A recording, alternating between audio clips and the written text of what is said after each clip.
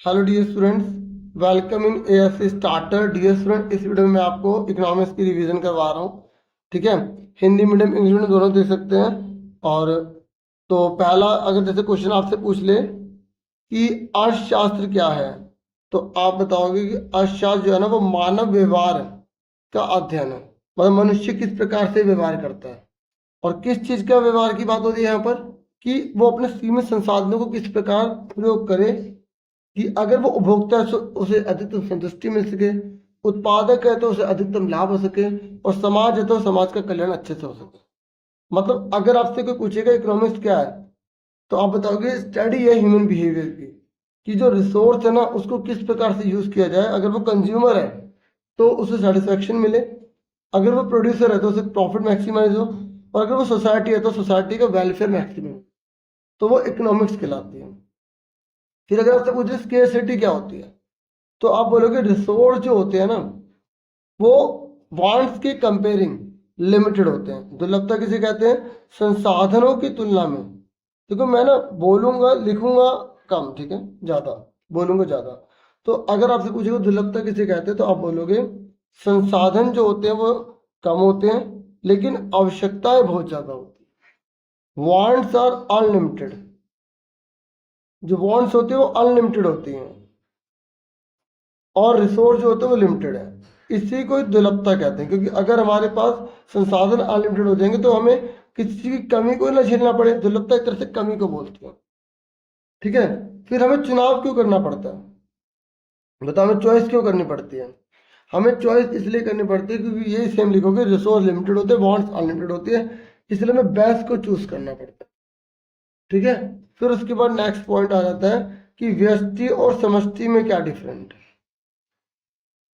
देखो अगर आपसे पूछ रहे हैं माइक्रो और मैक्रो में क्या डिफरेंट है, तो आप बोलोगे जो माइक्रो होती है ना, अगर देखो डिफाइन पूछ ले या डिफरेंस पूछ ले, आप इस तरीके से याद कर लेना। जो माइक्रो होती है ना वो एक तरह से इंडिविजुअल लेवल पर स्टडी करती है,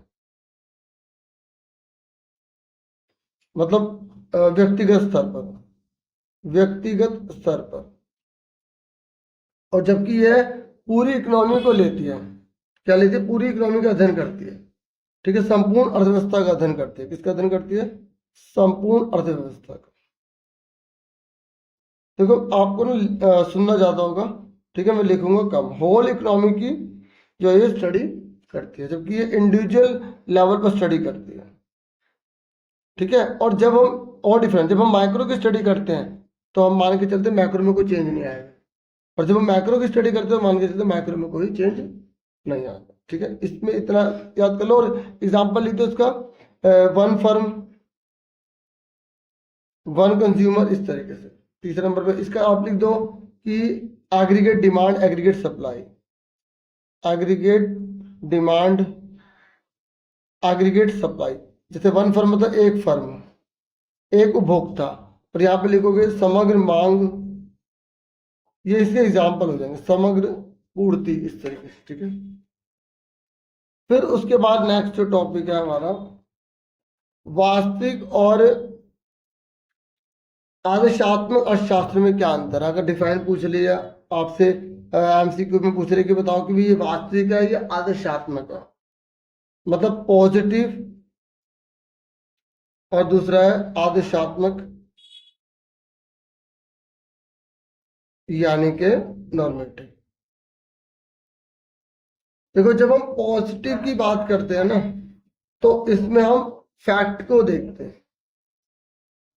किसको देखते हैं? फैक्ट को, कि मतलब भूत वर्तमान भविष्य को देखा जाता है।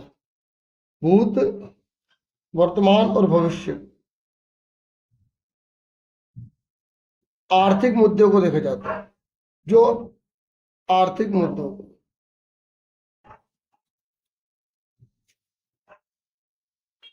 इसमें हम आदर्शात्मक मुद्दों को देखते हैं। ये भी ना क्या नाम है, आर्थिक मुद्दे होते हैं। ये भी इकोनॉमिक्स से जो भी होते हैं फैक्टर, या इकोनॉमिक्स से रिलेटेड ही होते हैं। लेकिन इसमें ना हम एक तरह से अनुमान लगाते हैं, ये होना चाहिए, ये होना या ये नहीं होना चाहिए। इसमें देखो, इसमें हम देखते हैं क्या था, क्या है, क्या होगा। ठीक है, आप इसमें लिख दोगे what is, what was, what will be, मतलब आप इस प्रश्नों के आंसर देते हैं, क्या है, क्या था। तो ये सत्य असत्य दोनों हो सकते हैं, जो वास्तविक है ना, ये ट्रू और फॉल्स दोनों हो सकते हैं। ठीक है, इसकी हम जांच भी कर सकते हैं। ठीक है, इसको वेरीफाई किया जा सकता है। लेकिन जो नॉर्मेटिव है ना, हम उसमें एक तरह से एडवाइस देते हैं, तो इसको ना वेरीफाई नहीं किया जा सकता, इसको जांचा नहीं जा सकता, वेरीफाई नहीं हो सकते हैं, वेरीफाई नहीं हो सकते। ठीक है, समझ आ गई। उसके ये मैंने मेन में थोड़ा सा आपको यहाँ बता दिया। ठीक है, ये ट्रू और फॉल्स हो सकते हैं। ठीक है, जबकि इसके बारे में कहना जो है मुश्किल होता है, क्योंकि ये हम केवल एडवाइस दे रहे हैं। जैसे मैंने एग्जांपल आप लिख सकते हो कि चीन की पॉपुलेशन इतनी थी, ठीक है, और भारत की पॉपुलेशन अगर इसी तरह से बढ़ती गई तो भविष्य में हो जाएगी। ठीक है, और यहाँ पर आप एग्जांपल दे सकते हो, जैसे हमें वृद्धों की पेंशन बढ़ा देनी चाहिए, ठीक है, बच्चों को स्कॉलरशिप दे देनी चाहिए। तो इस तरीके से जहाँ नॉर्मेटिव की बात की जाती है, जहाँ एक तरह से एडवाइस आप कह सकते हो, ठीक है, उसे कहा जाता है। फिर नेक्स्ट है कि अर्थव्यवस्था क्या है। अगर आपसे पूछ रहा है इकोनॉमी क्या है, इकोनॉमी,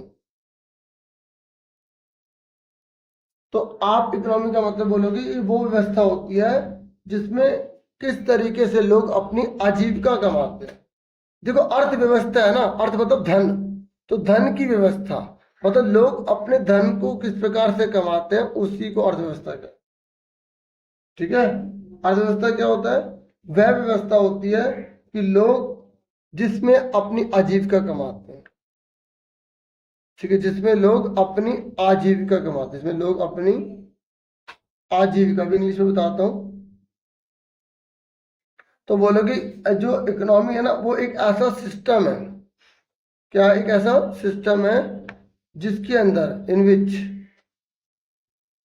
मतलब एक ऐसा सिस्टम होता है इकोनॉमी जिसमें जो पीपल होते हैं ना, वो अर्न करते हैं for their livelihood, in which people earn for their livelihood, अपने जिंदा रहने के लिए, ठीक है, या अपने जीवन को चलाने के लिए पैसे कमाते हैं। सिस्टम होता है अर्थव्यवस्था का। ठीक है, पीपल अर्न फॉर लिविंग। ठीक है, लिविंग भी लिख सकते हो आप, कोई बात नहीं। ठीक है, समझ में आ गया आपको अर्थव्यवस्था क्या है? आपको पता है कितने प्रकार की इकोनॉमी होती है, मतलब कैसे कैसे किस किस जगह पे लोग कैसे पैसे कमाते हैं।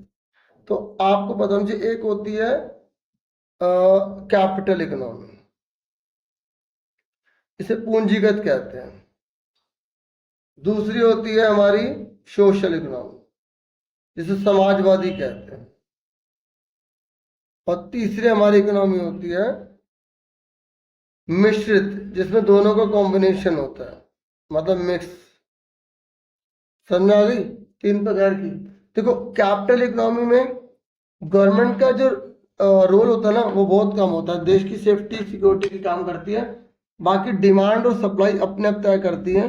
देखो, कैपिटल में ना डिमांड और सप्लाई फैक्टर होते हैं जो तय करेंगे, मतलब एक तरह से हम इसे औजार हथियार कह सकते हैं, ठीक है, वेपन्स कह सकते हैं, जो किसी देश की इकोनॉमी को चलाएंगे, डिमांड और सप्लाई इसमें ये रोल प्ले करते हैं। ठीक है, कि डिमांड सप्लाई कैसे होगी, वही प्राइस वगैरह तय होगा, वही कैपिटल इकोनॉमी उसके अकॉर्डिंग काम करेगी। इसमें गवर्नमेंट का रोल बहुत कम होता है, इसका उद्देश्य प्रॉफिट कमाना होता है, इसमें कंपटीशन बहुत ज्यादा होता है। दूसरा सोशल, इसमें क्या होता है, गवर्नमेंट का सारा रोल होता है, इसमें गवर्नमेंट का रोल नहीं है ना, इसमें गवर्नमेंट का सारा रोल है, और इसमें सिर्फ वेलफेयर के लिए काम होता है, प्रॉफिट कमाने के लिए काम नहीं होता, समाज कल्याण के लिए काम होता है इसमें। ठीक है, और इसमें एक हेड भी होता है, सेंट्रल लेवल पर होता है, जो सारा का सारा यहाँ पे इकोनॉमी को देखता है कि लोग कैसे पैसे कमाएंगे, समाज के कल्याण को ज्यादा यहाँ पे ध्यान रखा है। और इसमें क्या होता है, मिक्स इकोनॉमी में ये दोनों का कॉम्बिनेशन होता है। तो अगर कैपिटल का पूछेगा तो आप फ्रांस बोल दोगे, सोशल का पूछोगे तो चीन बोल दोगे, और मिक्स का आप बोलोगे, दोनों का मिक्स होता है। इसमें डिमांड सप्लाई और गवर्नमेंट रोल दोनों प्ले होता है, जैसे भारत के अंदर होता है। देखो, राशन की दुकान है जो गवर्नमेंट के पूरे कंट्रोल में है, लेकिन अगर आपको कपड़े लेने हैं, फैशन वगैरह के, आप जिस मर्जी रेट पर लो, जो मार्केट में रेट चल रहा होगा, जूते वगैरह, है ना, तो दोनों का इस तरीके से आपको प्राइवेट में अगर गेहूं वगैरह आटा खरीदना है, महंगे से महंगे खरीदना, आप खरीद सकते हो। तो गवर्नमेंट का रोल इसमें कुछ चीजों पर होता है, और कुछ चीजें आम लोगों पर पूरी तरह इंडिपेंडेंट होती है, जबकि इसमें ज़्यादा सभी चीज़ें पहले गवर्नमेंट से परमिशन वगैरह लेनी होती है। तो इसका एग्जाम्पल क्या है? भारत। ठीक है, समझ में आ गया ये। अब उसके बाद आगे बढ़ते हैं।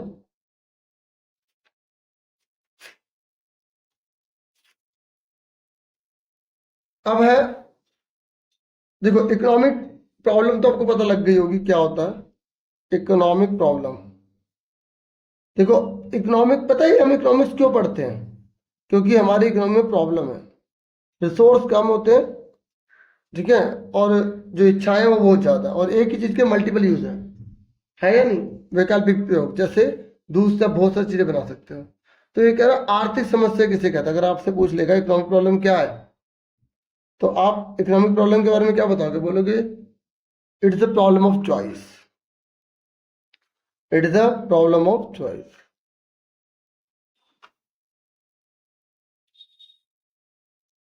It is a problem of choice. यह चयन की समस्या है,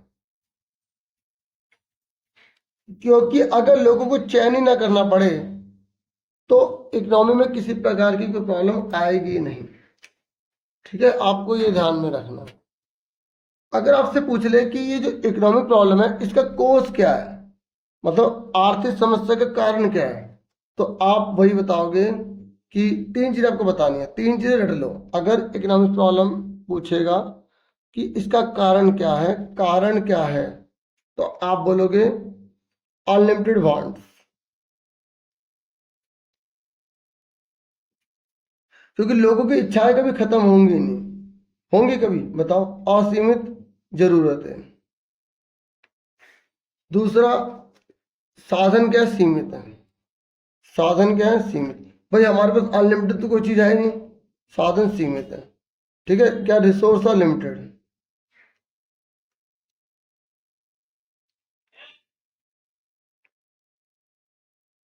और तीसरी चीज क्या है? एक ही चीज के बहुत सारे यूज होते हैं। ठीक है, उस चीज का इस्तेमाल कहीं और जगह जगह हो गया तो फिर हम कैसे करेंगे? तो वैकल्पिक प्रयोग बहुत ज्यादा है, जिसे बोलते हैं अल्टरनेटिव यूज। अगर कोई पूछेगा ना अल्टरनेटिव यूज क्या है, एक ही चीज के बहुत सारे यूज होने। जैसे आपके पास 500 का नोट, आप उसे कई जगह खर्च कर सकते हो। हाँ, है ना? एक ही चीज के बहुत सारे यूज होते हैं। ठीक है, उसके बाद अब आ जाओ सबसे इम्पोर्टेंट टॉपिक पे जो एग्जाम में आना ही आना है। एग्जाम में ये क्वेश्चन हर साल आता है, सेंट्रल प्रॉब्लम कौन कौन सी होती है? Central problem of economics. ये जो इकोनॉमी है ना, इसकी सेंट्रल प्रॉब्लम क्या है? ये जो आर्थिक समस्या है जो होती हैं, वो केंद्र की समस्या कौन सी है? तो अगर आपसे केंद्रीय समस्या पूछ रहा है तो आपको बता दूं कि तीन प्रकार की केंद्रीय समस्या होती है। मतलब पता है सेंट्रल क्यों बोला गया? चाहे कोई भी इकोनॉमी हो, कोई भी, चाहे कौन कौन सी इकोनॉमी, चाहे वो कैपिटल हो, चाहे वो सोशल हो, चाहे वो मिक्स हो, तीनों में ये प्रॉब्लम पाई जाती है सेंट्रल वाली। पहली कौन सी होती है? क्या उत्पादन किया जाए।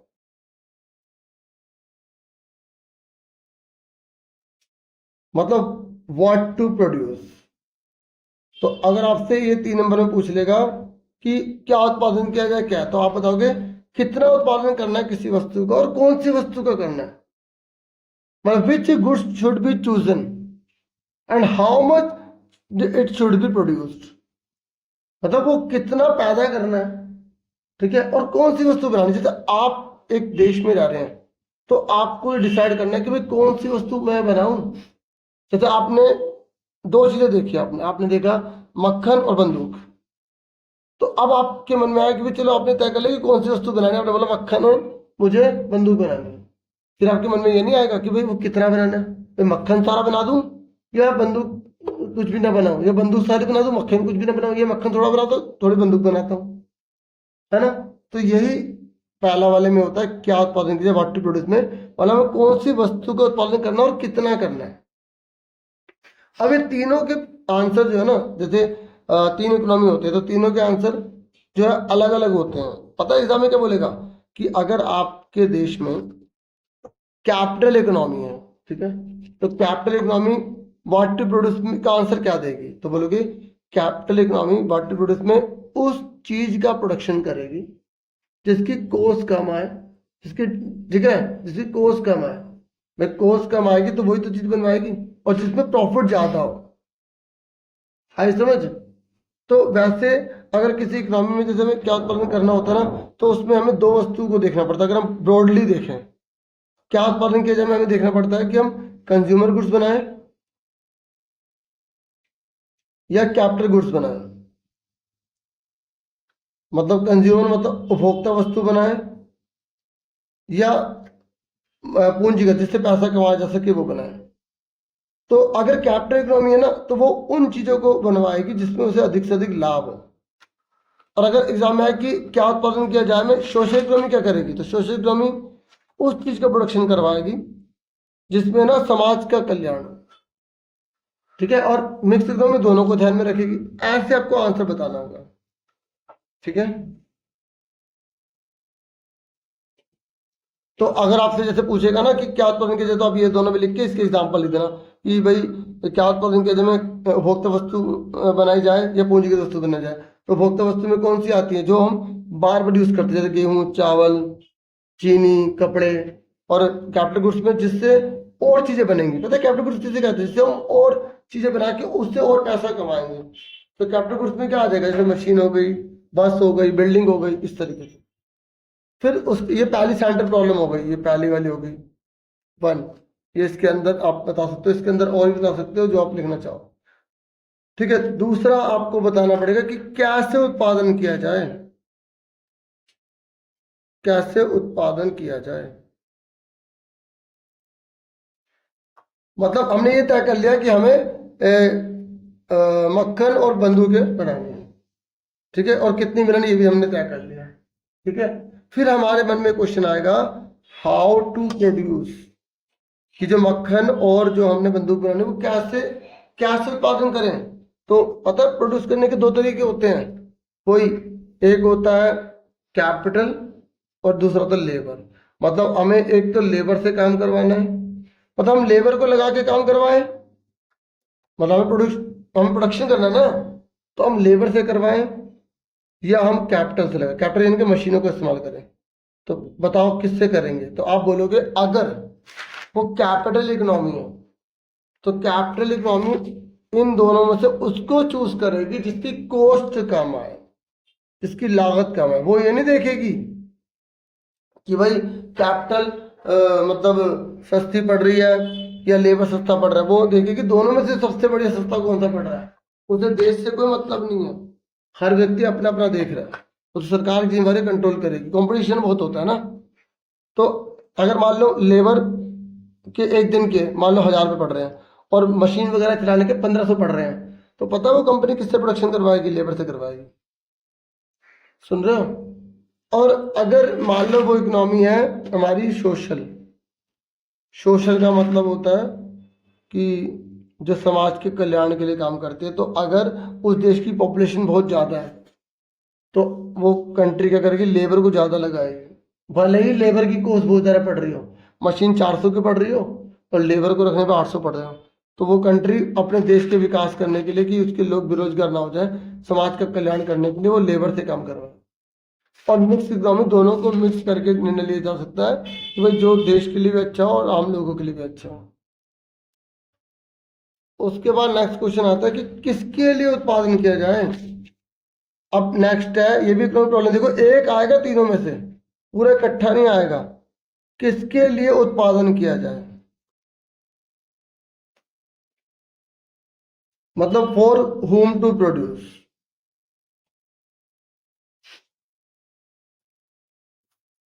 किसके लिए का मतलब होता है कि मुझे मतलब पुअर के लिए करना है या रिच के लिए करना है, किसके लिए करूं। तो अब आप इसमें क्या बताओगे, जैसे अमीर के लिए करना है या गरीब के लिए करना है, गरीब या अमीर किसके लिए करना है।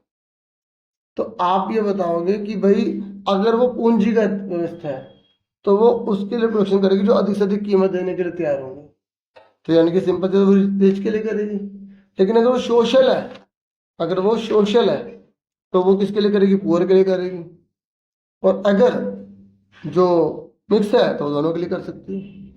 ठीक है ना। तो इस तरीके से आपको ये देखना पड़ेगा कि, और एक बात और है, जो कैपिटल इकोनॉमी है ना, वो ये नहीं कि गरीबों को बिल्कुल छोड़ देगी, वो देखेगी अगर देश की ग्रोथ ज़्यादा हो, डेवलपमेंट हो, तो इनको भी ज़्यादा देना पड़ेगा, तो इसलिए वो इसके लिए भी कर सकती है। ठीक है।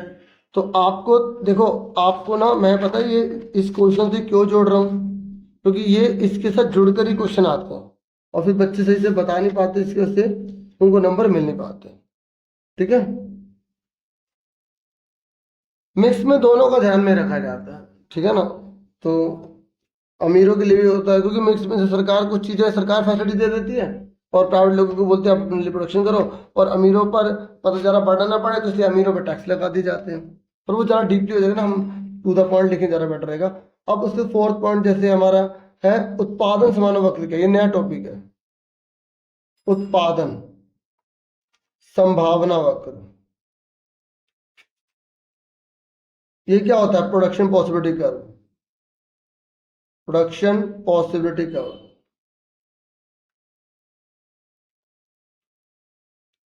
पता है क्या होता है? ये दो वस्तुओं के उन संयोगों को दर्शाता है जिसमें हमारे पास जो तकनीक उपलब्ध है, जो हमारे पास संसाधन उपलब्ध है, तो उससे हम दोनों का कितना कितना उत्पादन कर सकते हैं।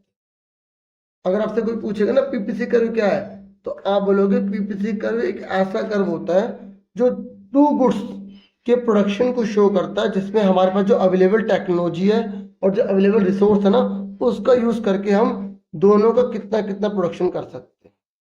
मान लो हमारे पास एक्स जो है रिसोर्स पड़े हुए हैं और वाई हमारे पास टेक्नोलॉजी है, तो अगर मैंने इन दोनों को सारा इस पे लगा दिया, इस एक्स गुड्स पे, एक्स ना लेके हम ए लिख देते हैं, ए। अब मैंने सारे इन सारे जो भी मेरे पास रिसोर्स थे, जो भी मेरे पास संसाधन थे, जो भी मेरे पास टेक्नोलॉजी थी, जो भी मेरे पास तकनीक थी, उन सबको मैंने इस पे लगा दिया, तो मैं इसका प्रोडक्शन इतना कर सकता हूँ। और अगर मैंने सारे रिसोर्स सारी टेक्नोलॉजी इस पे लगा दी, तो मैं इसका प्रोडक्शन इतना कर सकता हूँ।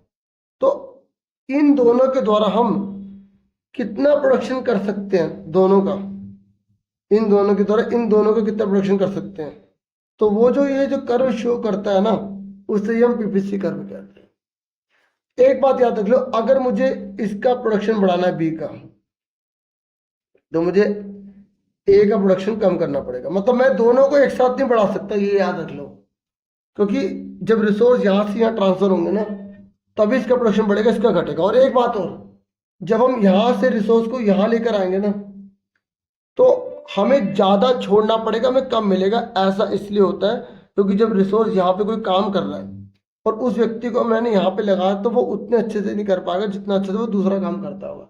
जैसे जिसको मक्खन बनाना अच्छा आता होगा, हो सकता है कि अगर मैं उसे बंदूकें बोलूँ तो वो उतनी जल्दी ना बना पाए, लॉन्ग टर्म में भले बना ले। तो याद रखना, इसमें अवसर लागत बढ़ती होती है और ये हमेशा कॉनकेव शेप का होता है, अवतल आकृति का होता है। तो अगर आप इसका एग्जाम्पल दोगे ना पीपीसी कर्व का, तो जैसे यहाँ पर अलग अलग पॉइंट आ सकते हैं। तो आप बोलोगे जैसे ए है, ये बी है, सी है।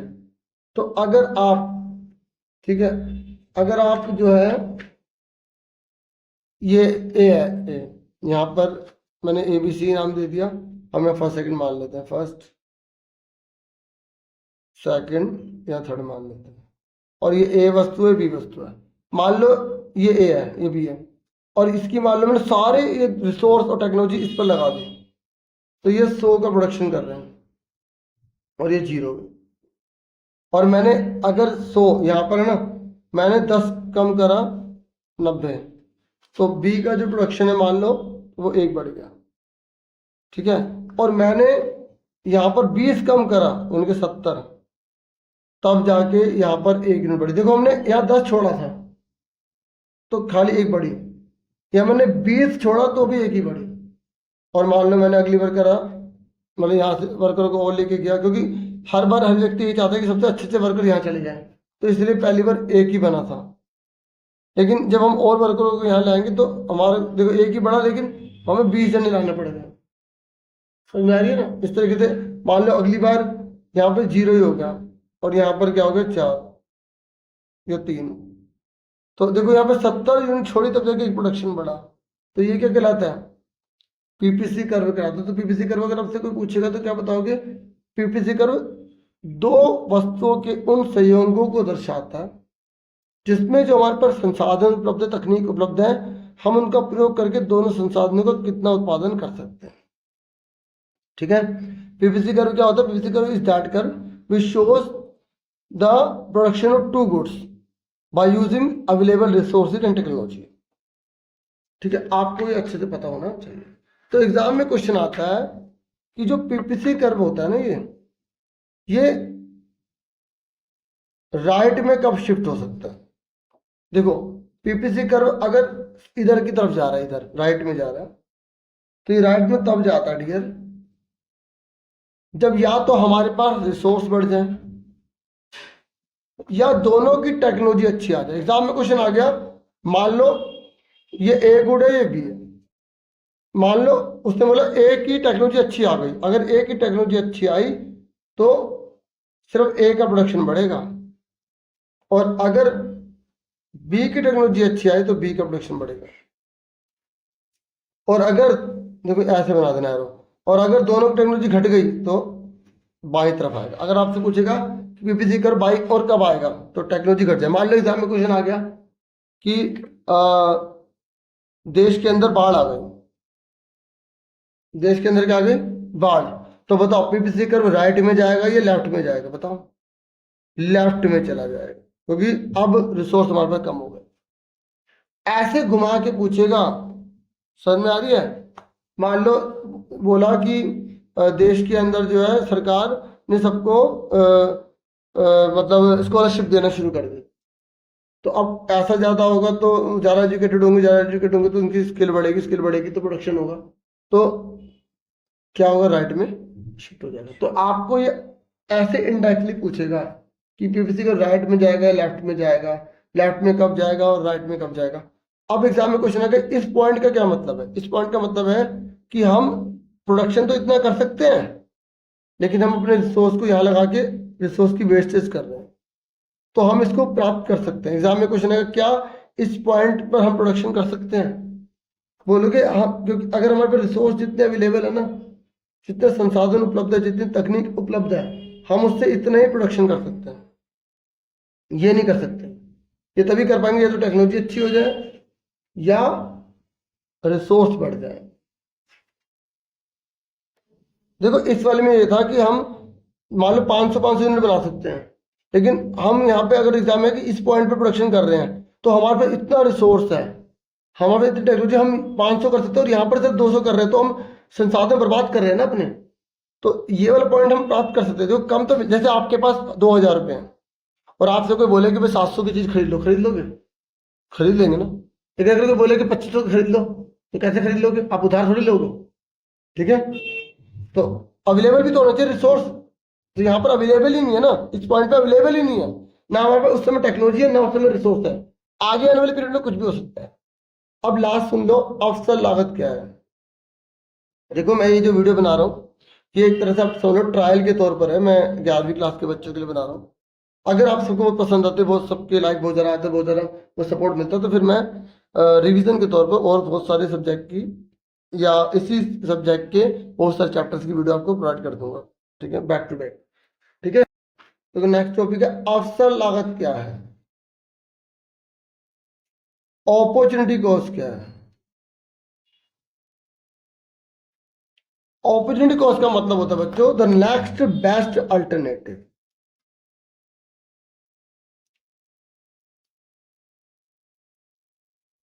दूसरा सर्वश्रेष्ठ विकल्प, सर्वश्रेष्ठ विकल्प।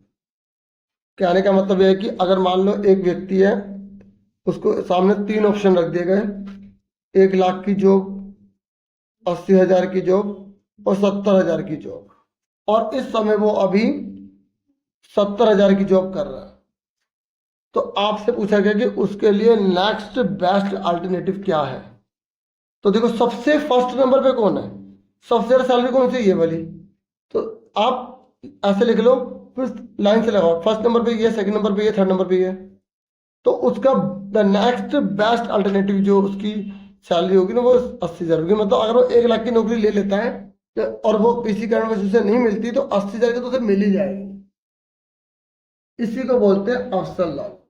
उसके बाद जो यहाँ पर MOC है, मार्जिन अपॉर्चुनिटी कॉस्ट, वो आप अच्छे से करेंगे, उसका न्यूमेरिकल एग्जाम में दिया जा सकता है।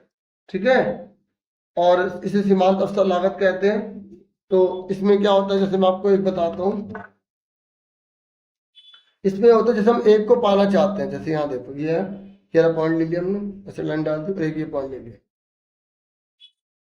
देखो मुझे इतना छोड़ना पड़ेगा, अगर मुझे इसका प्रोडक्शन इतना करना है तो मुझे इतना, ये इतना छोड़ना पड़ेगा, और ये क्या गेन है और ये क्या लॉस। तो मैंने आपको बताया था ना कि जब हम पीपीसी कर बनाते हैं तो हमें छोड़ना ज्यादा पड़ता है और मिलता हमें कम है। तो ये क्या कहलाएगा, डेल्टा, जैसे मान लिया पे वाई नाम दे दिया मैंने और ये एक्स दे दिया, तो ये डेल्टा वाई कहलाएगा कि कितना वाई में चेंज हुआ, और ये डेल्टा एक्स कहलाएगा। तो अगर आपसे पूछेगा एम ओ सी क्या है तो आप बताओगे डेल्टा यहाँ पर वाई अपॉन में डेल्टा एक्स, ये फॉर्मूला होता है। तो एग्जाम में अगर क्वेश्चन आएगा तो ऊपर हानि वाला नीचे लाभ वाला लिखना होता है, हानि बटे में लाभ। ठीक है, तो जो एम ओ सी होती है ना वो हमेशा बढ़ती हुई होती है, मतलब आप जैसे जैसे जैसे जैसे आप ये कम करते चले जाओगे और ये बढ़ाते चले जाओगे तो आपका लॉस जो है ना बढ़ता चला जाएगा। तो ये एम ओ सी बढ़ती हुई होती है। ठीक है, इसलिए आप बोलोगे कि इसलिए ये कॉनकेव शेप की भी होती है। समझ में आ गई। जैसे अगर मैं एक क्वेश्चन ले लेता हूं, एग्जाम में क्वेश्चन आगे 100 है, ये 90 है, ये 70 है, ये 40 है और ये 10 है, ये 0। ठीक है, ये मान लेते हैं ये आपका y है। ठीक है, और यहाँ पर x दे रखा है आपको 0, 25, 50, 75, 85 और 87। आप देखो, आप इसको बढ़ाने के लिए आपको ज्यादा छोड़ना पड़ रहा है ना। तो अगर आपसे एग्जाम में बोले कि एम ओ सी निकालिए तो आप कैसे निकालोगे, 100 में से 90 के 10, 25 में 0 के 25।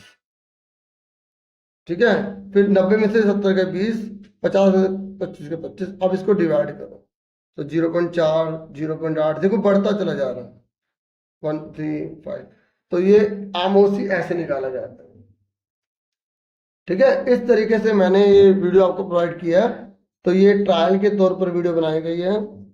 अगर आपको अच्छी लगेगी तो मैं ऐसी वीडियोस आपके लिए बहुत सारी लेकर आऊंगा, अलग अलग जो भी चैप्टर्स आपके मिड टर्म में आ रहे हैं। ठीक है, इतना बहुत है। Thank you for watching and listening carefully. Take care.